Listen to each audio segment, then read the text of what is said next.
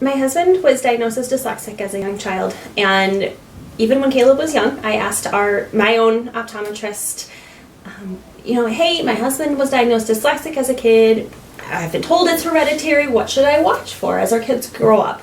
And was basically dismissed and told, when he's having trouble learning to read in school, come and see me. And then fast forward a little bit to when Caleb is our oldest, and he was about 5, and we were just really struggling with some behavior problems at home. And I got to a point where I said, either he needs help or I need help, but something's just not right here. This isn't just kids are challenging, we need help.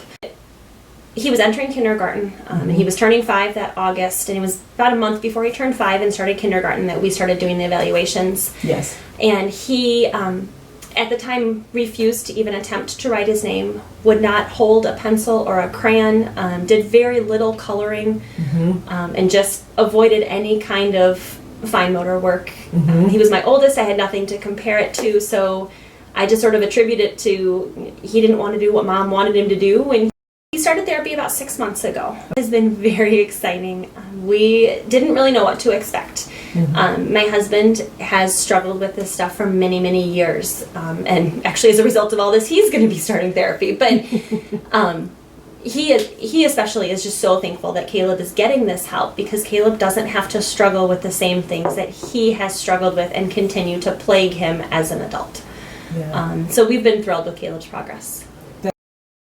He's reading with or ahead of all of his classmates halfway through kindergarten, which has been amazing. We never expected that when we started. We figured if by the end of kindergarten he was caught up, we'd be doing well. So prior to kindergarten, he was not reading? No, not at all. Okay. And he was not writing, and I've actually been a helper in his classroom a number of times, and he writes very similarly to most of the kids in his class. Wow. His teacher has just been, shocked that she sometimes forgets to even do any of the accommodations we've asked for, because he doesn't stick out. He doesn't do things that are, remarkable. He will come home and say, "Mommy, I want to draw in my journal today. I want to write. He was drawing pictures all of a sudden for all the family members, and he was very quickly writing, to Grandma, love Caleb. Wow. Things that he never even attempted for a long time. Don't be afraid to get it checked out.